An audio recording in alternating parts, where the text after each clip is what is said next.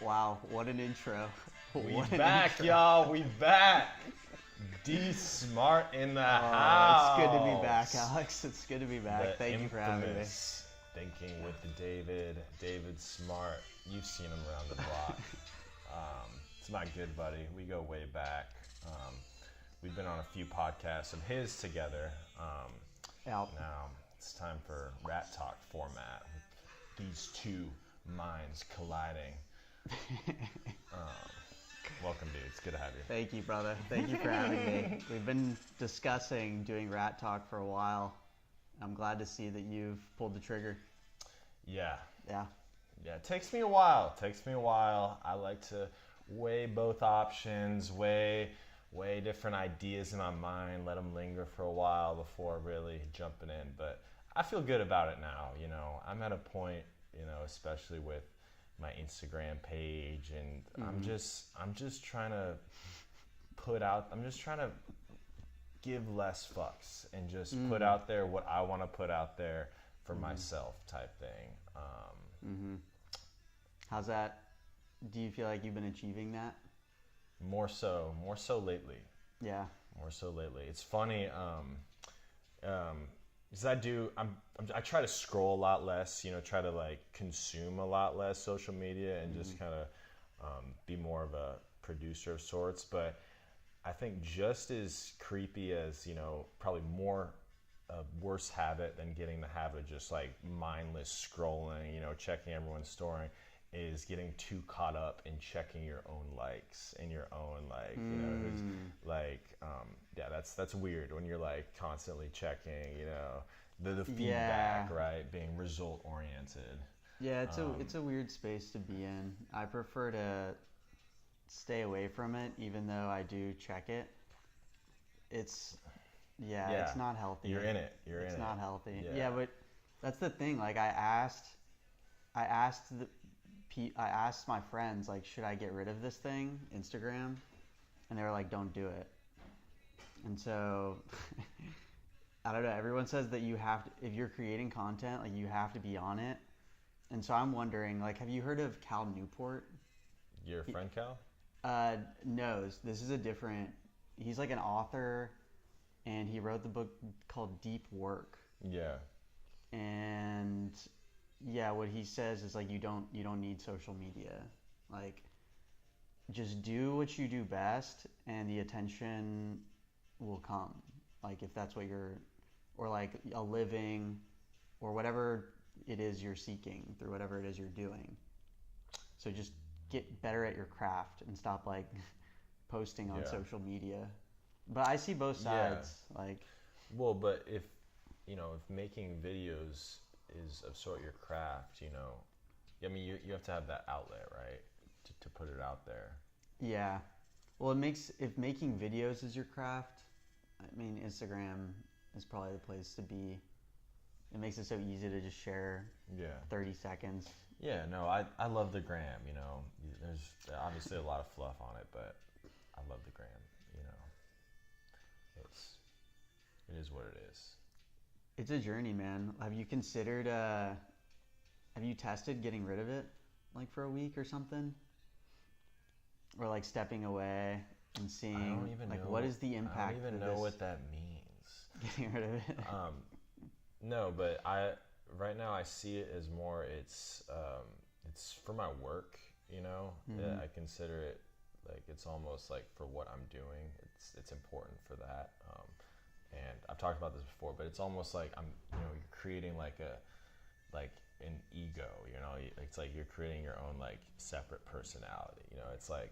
It's obviously not me, The digital skulls. Face, yeah, it's the digital version of you. And these sites, all this can crash tomorrow, and it's like. And then the digital self dies. The digital self dies. And then what? Are you still? Do you still continue existing if your digital self dies? That's a good question. I'd say yes. I'd say yes. Yeah, we would find a way to continue on. Well, Alex, I want to change the topic. Yeah. I want to discuss kind of what you've been digging into. Like you've introduced me I mean, to give some context to the listener or to the watcher, yeah, we've been friends for many years, but we've kind of separated in the last like 4 months or so. I moved back to Dallas and I've been staying with my parents and doing some work there. Mm-hmm.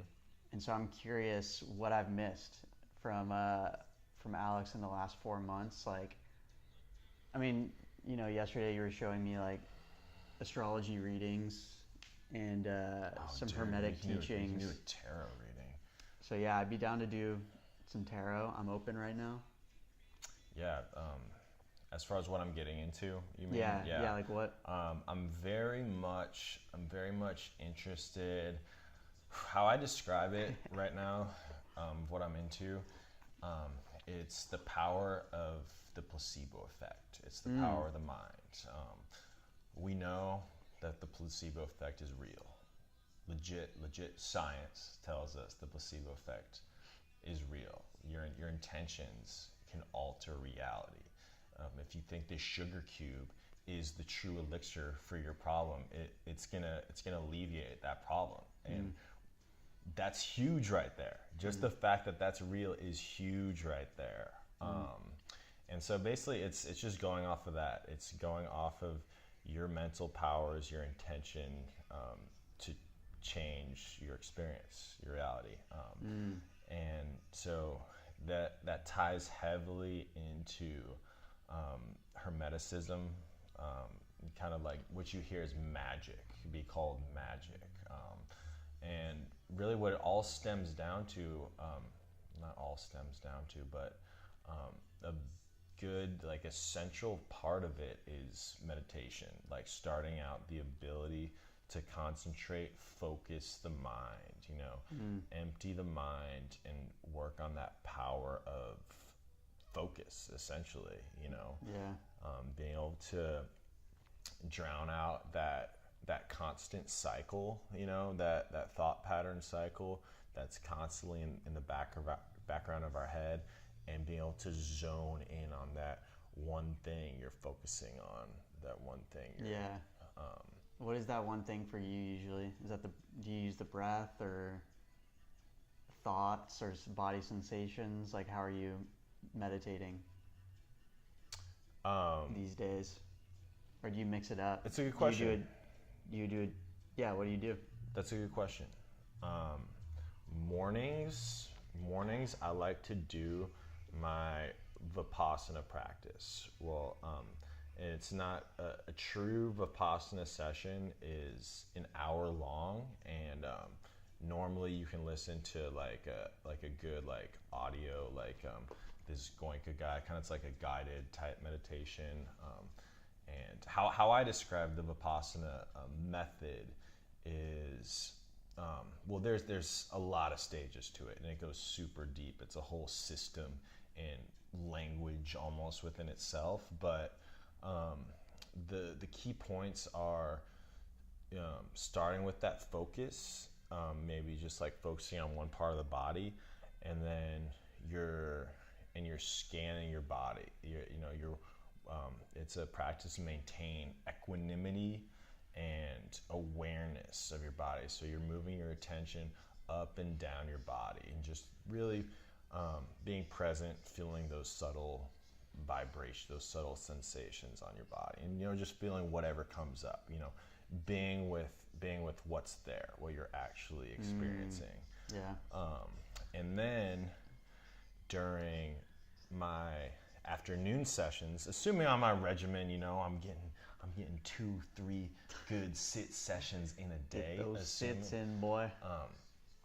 I'll take that and I'll start to play around with different visualization techniques. Maybe really interesting. Yeah, I don't have in the second one, I like to be more free flowing, kind of, really just go with what I'm feeling. Maybe someone will pop into my mind. Maybe you pop into my mind that day, and I'm like, oh, why is David like here? Like, maybe send him good vibes type thing, or visualize, trying to see what he's going through. Another thing I think is good to get into is the elements, messing around with the elements, trying to get more in tune, because I think we all have, earth, air, wind, fire, and then spirit as the top one. So I think we all have different attributes of these elements within us. Like, for example, air is our more like mind, is like our mind, like our intellect. Fire is like our action, our passion, etc. And so it's about really bringing these elements, these different aspects of ourselves in balance. And there's different ways to do that through, meditation, visualization. Like I can like meditate. I'm gonna harness my fire element here, and I'm gonna imagine like a big ball of fire within me, and I'm imagining myself, being like courageous and action oriented, and like I'm getting warm type thing. So yeah, just playing around with that is what I'm into for my second session of the day. Did that answer your question? Yeah, man. Yeah, I'm just curious, like what people are doing these days, because meditation's, it's a broad word, and it can mean so many different things, right, to many different people. And to me, like, it used to be, and for that reason, I think it almost it's meaningless just saying meditation.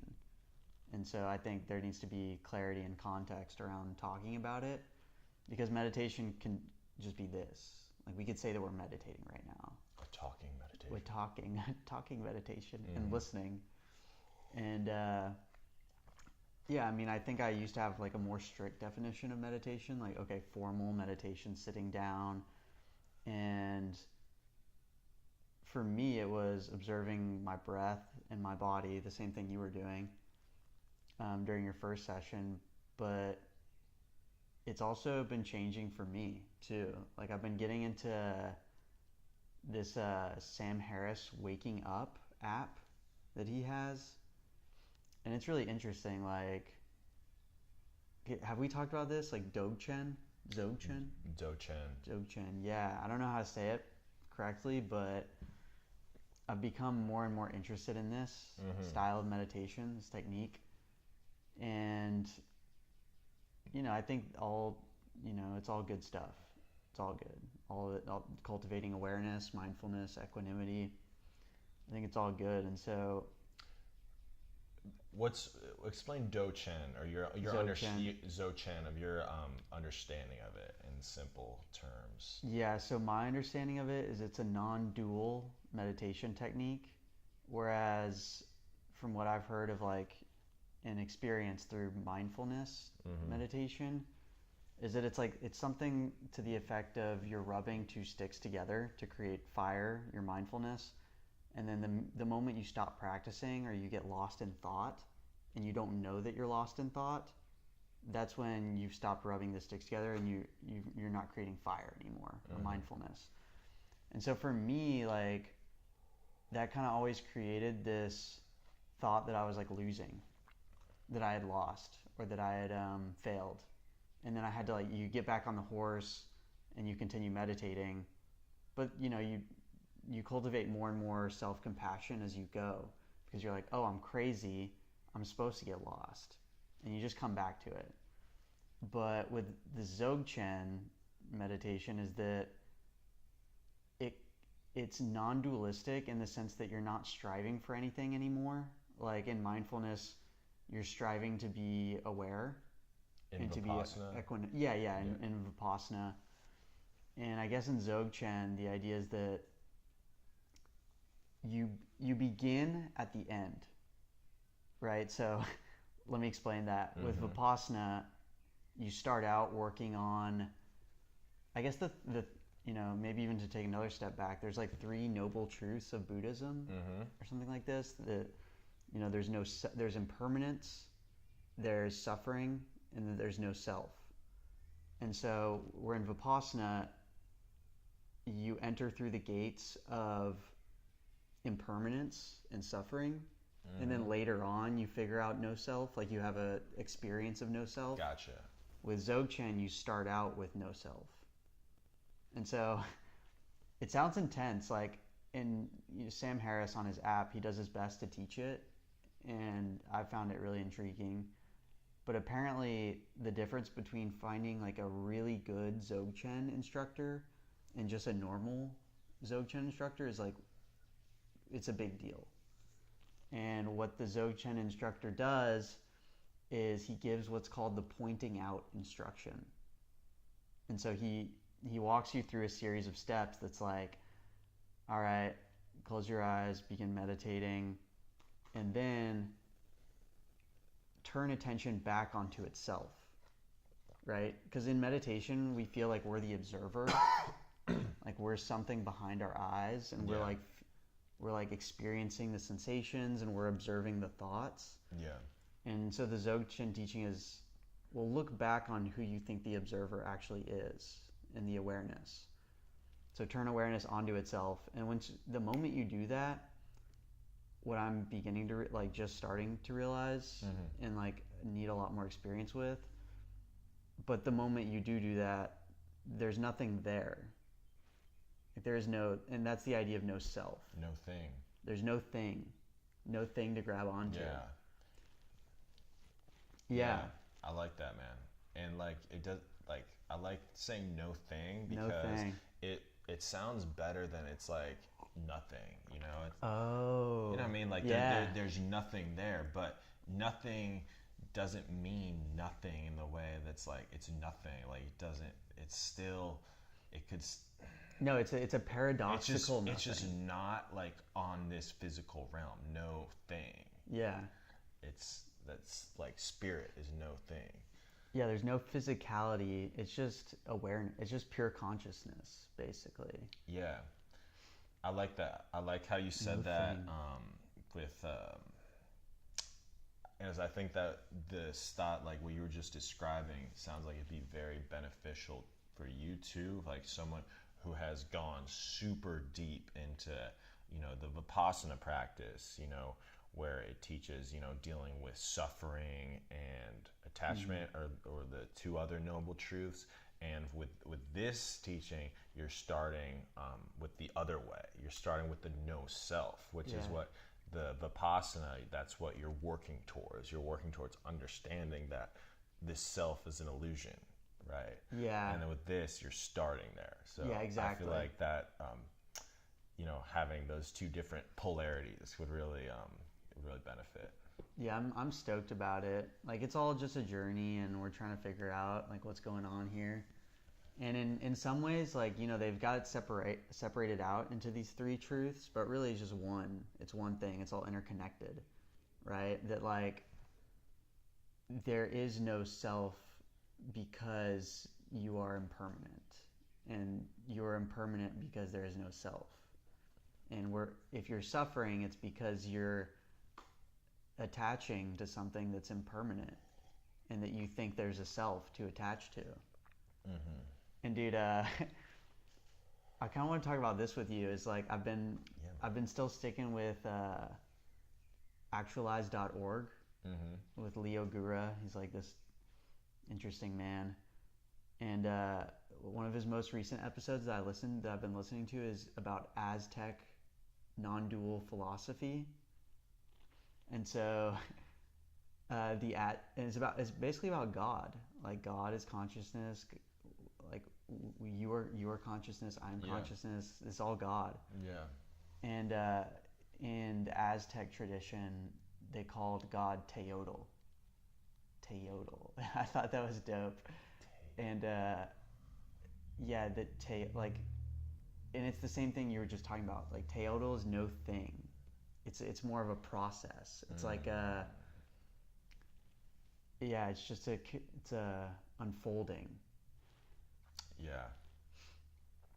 Yeah. Interesting. And so, I thought that was interesting because, like, first of all, they're a Western civilization. Yeah. And so to have something that was non-dual in the West, I thought that was interesting, and that it would crop up, completely separate from like yin and yang, like the Tao tradition of the East.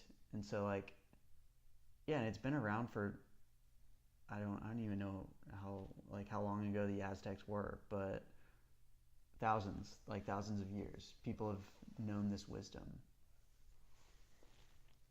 I think that's pretty crazy. Yeah. Look into it, y'all. Aztecs were doing some crazy shit. Curtis was talking to me this week about how during some of those crazy rituals, they would murder those Aztec civilizations would get like thousands of people together and do like massive sacrifice type rituals. I don't Seriously, yeah. Yeah, it's kind of taking this conversation down a. No, yeah, I mean, I think that's relevant Right. too. That like they weren't perfect. Like they Yeah. And there's a different context back then. Like we don't want to fault them for doing that. Yeah, and right? who knows, like, as far as like what version of the history we're getting with those type of people. But we do know that they were very interested. They had some advanced knowledge of astrology, of the stars, and that was very important to them. Building their main city structures in alignment with with having astrological significance. But yeah, getting back to meditation, y'all.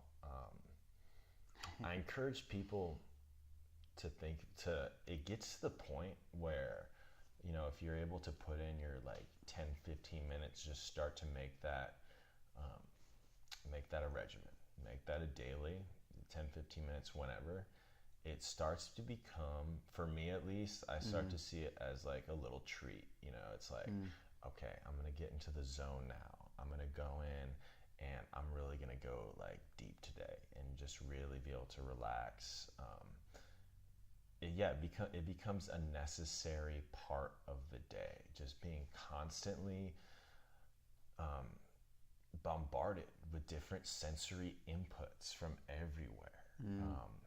You just think always, even if you're just in a room quiet by yourself, you're being distracted by something. You're being like, you're thinking about like something coming in, and so having that ability to really like find out what's going on inside is pretty powerful, pretty empowering. Yeah, man, I'm with you there. Like, I guess for me, it shows me how insane I am. Like, I'm legitimately crazy. Yeah. And yeah, doing more of it helps. Like, especially at first, I remember like just a lot of frustration. And that still comes.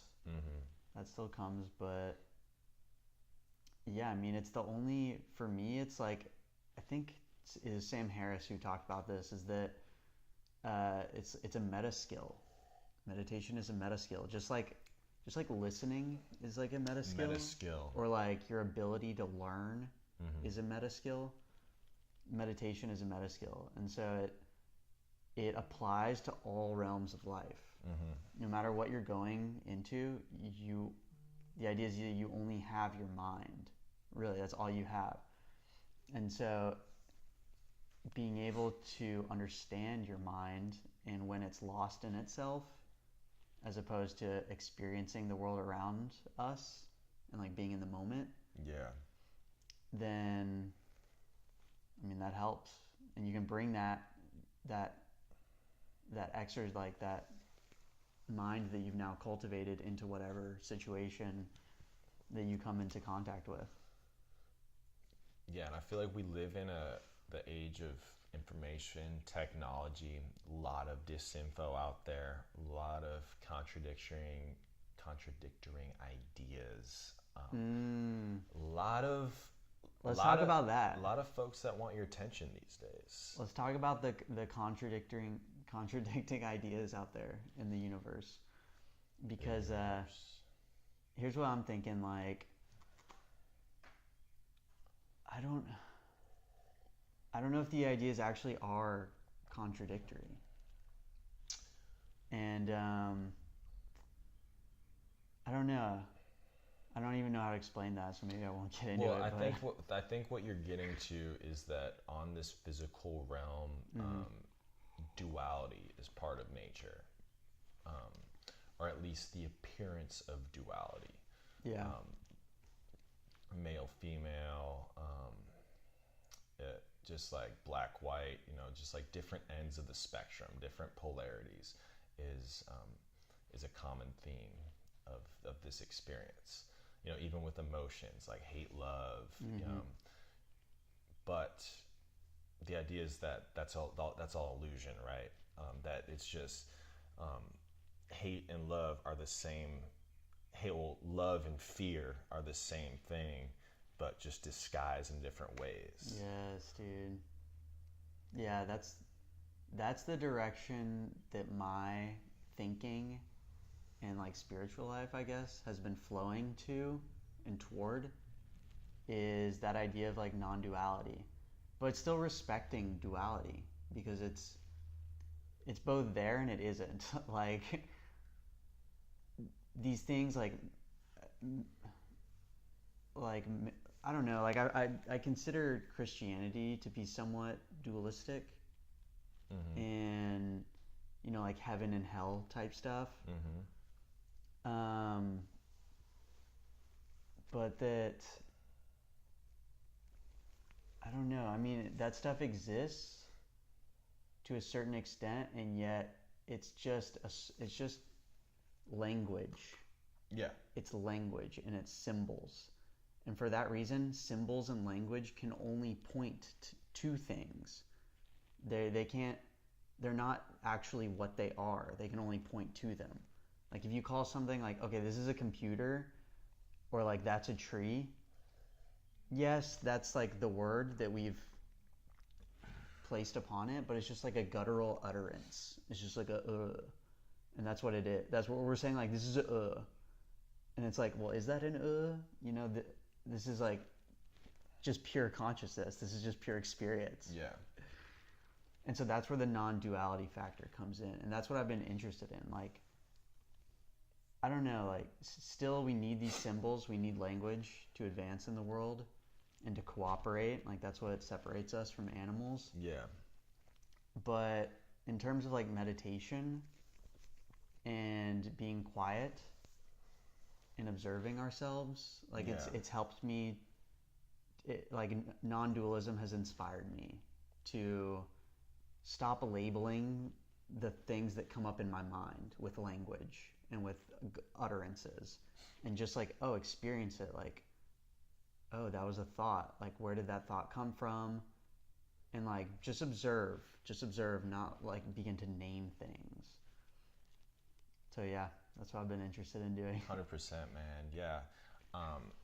You made me think of Alan Watts talked about lately. So it's just being like, so like it's one form of materialism to be like understanding that duality. So the idea, it's a high, like we're still here, you still have to have a foot in the spiritual realm for the time being, but it's understanding that duality, that just like that hot cold, like, oh, this is just like one form of this, as opposed to being a materialist, like just being caught up in superficial, like just for the sake of gaining material items. If you take this physical world in more of a playful type attitude, more of a playful, like, oh yeah, this is just one side of this spectrum, but it's really just an illusion. It's just really another form of this, and this is going to change. This is going to pass. Having that.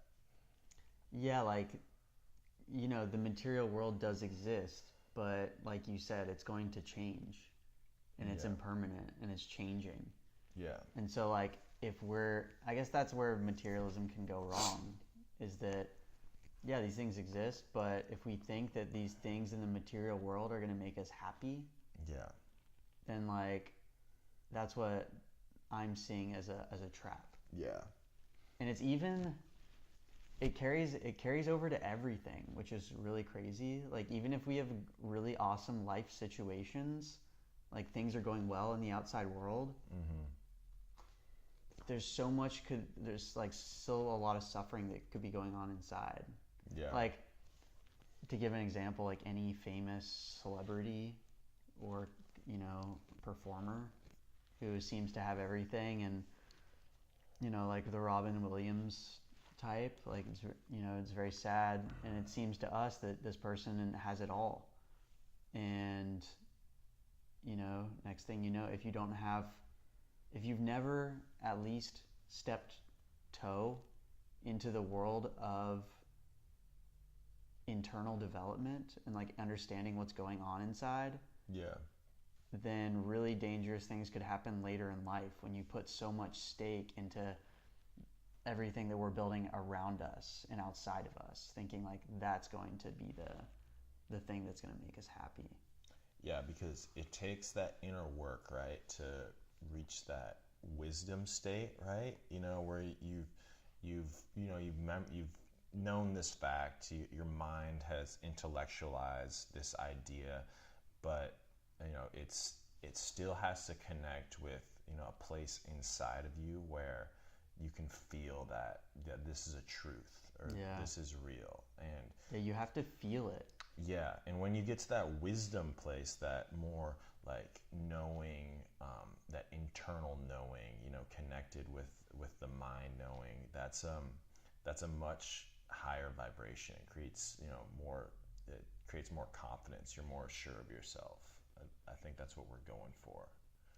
Yeah, and that idea that if like sometimes the intellectual, even if we know something intellectually, we don't always actually know it. Right.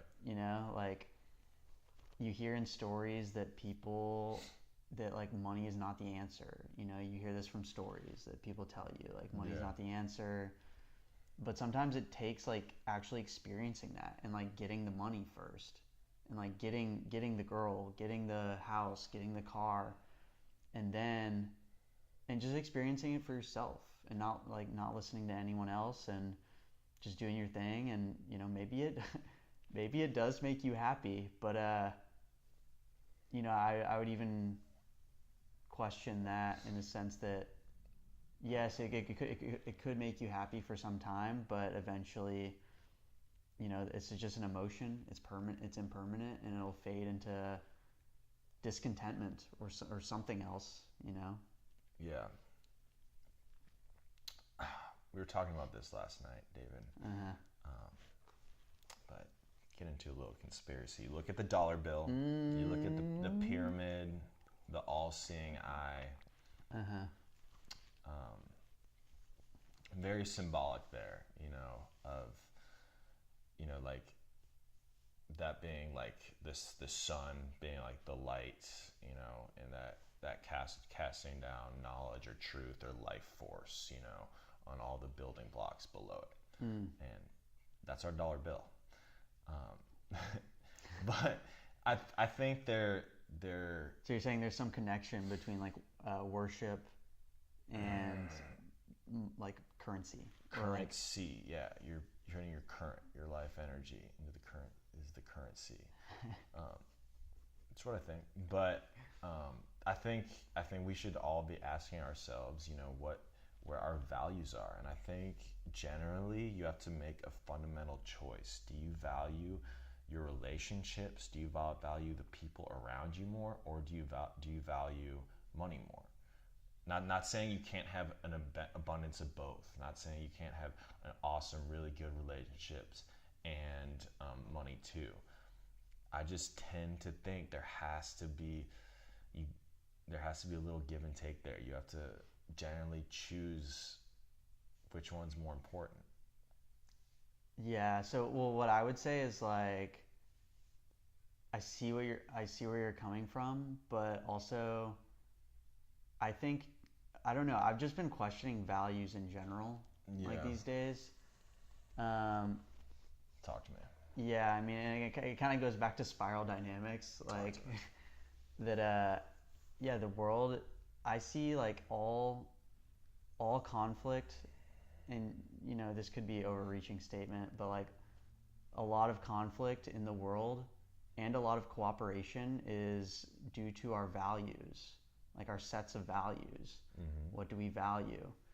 and some people value other things more than others, and for that reason it causes conflict.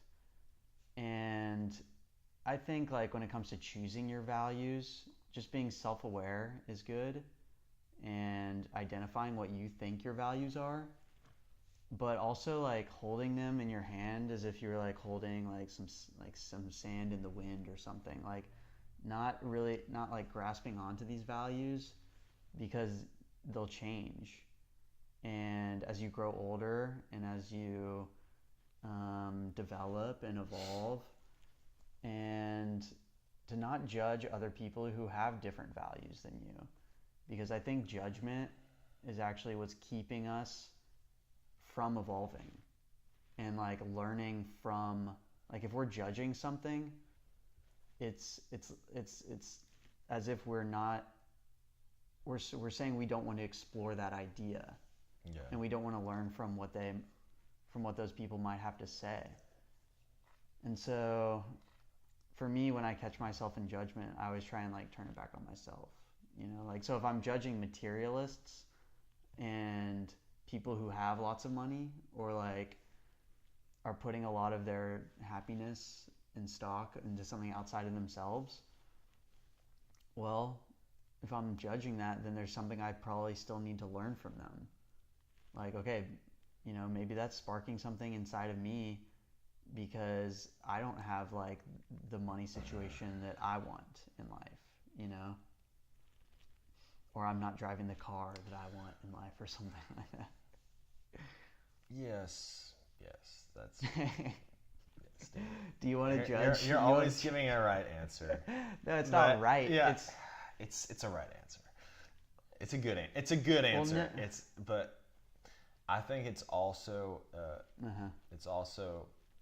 I'm at a point where I think there's a lot of bullshit out there that's trying to vie for your attention, that wants your life energy, that wants your currency, that just wants your attention, wants you to focus on this, wants you to be like what? Wants what you do to be think? on this channel.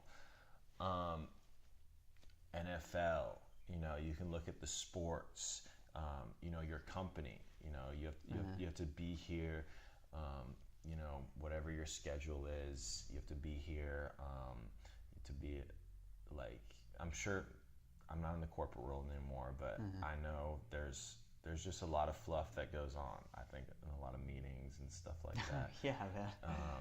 I think Hollywood, Instagram, YouTube, Instagram, all these algorithms are made to keep you on there, to keep scrolling. Yeah. And so I think it's wise to say, be super careful what you're putting all your attention to, you're putting your life energy into. Be super careful, and it could be idea to focus that back inwards, at who is this observer, like, why am I putting my attention towards these things, type thing. Dude, that's wonderful. Like, I want to build off that real quick, because like it seems as if everyone these days is trying to tell you what you are, like, buy this, be this, be more of this, like you're lacking in this.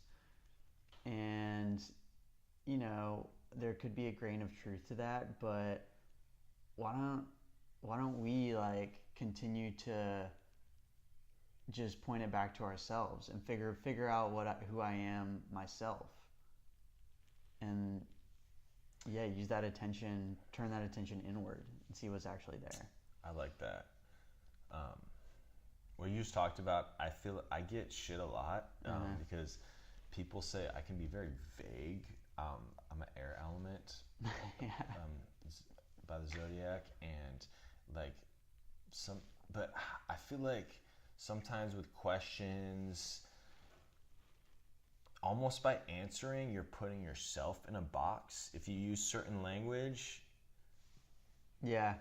So being careful, like, being respectful of what the other person is looking for, but, being able to say, I don't know, in the right way, or Yeah. you know, And be willing to make mistakes too.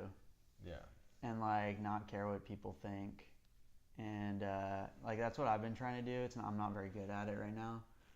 But yeah, I mean, you could look at it too. Like you know, it seems like the world is kind of unforgiving right now. Like in terms of mistakes, like if you make a big mistake, there's like a whole culture around public shaming, and you know, like people getting mad and wanting their lives to end in some sort of way.